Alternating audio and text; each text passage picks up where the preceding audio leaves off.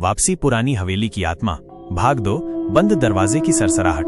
ठंडी हवा की सरसराहट अब हवेली की दीवारों से टकराकर अजीब सी आवाजें निकाल रही थीं। विवेक और उसके दोस्त रोहित ने तय किया कि वे इस रहस्य का अंत तक पीछा करेंगे।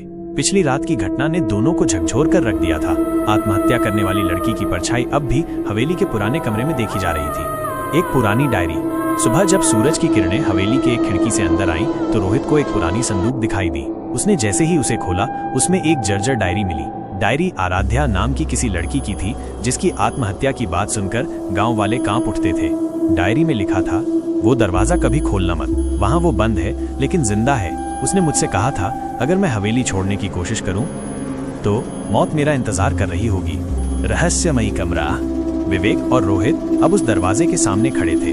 वही दरवाजा जिससे अक्सर आधी रात को खटकने की आवाज आती थी, पर कोई कभी उसे खोल न पाया था। पर आज कुछ बदला था। दरवाजा थोड़ा सा खुला हुआ था। धीरे धीरे उन्होंने दरवाजा खोला। अंदर अंधेरा था, लेकिन हवा में अगरबत्ती और सड़े फूलों की मिलीजुली गंध थी। एक कोने में टूटा हुआ झूला हिल रहा था, मानो कोई उस पर बैठा हो। जैसे ही रोहित ने टॉर्च की रोशनी उस झूले पर डाली, वहाँ आराध्या की आत्मा बैठी थी। आंखें लाल, होंठ नीले और चेहरा दर्द से भरा।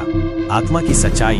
आत्मा बोली, मेरी आत्महत्या नहीं हुई थी, मुझे मारा गया था। वो जिसने मुझे चाहा, उसी ने मुझे छला। अब उसे ही बुलाओ, वरना कोई बच नहीं पाएगा। विवेक और रोहित हैरान रह गए। अब मामला सिर्फ आत्मा का नहीं था, ये एक हत्या का रहस्य बन चुका था। अगला कदम। अब दोनों का मकसद साफ था, आराध्या के हत्यारे को ढूंढना, ताकि उसकी आत्मा को मुक्ति मिल सके। लेकिन सवाल ये था, क्या वो हत्यारा अब भी गांव में है, या क्या वो अब भी हवेली में छुपा है? Next part coming soon.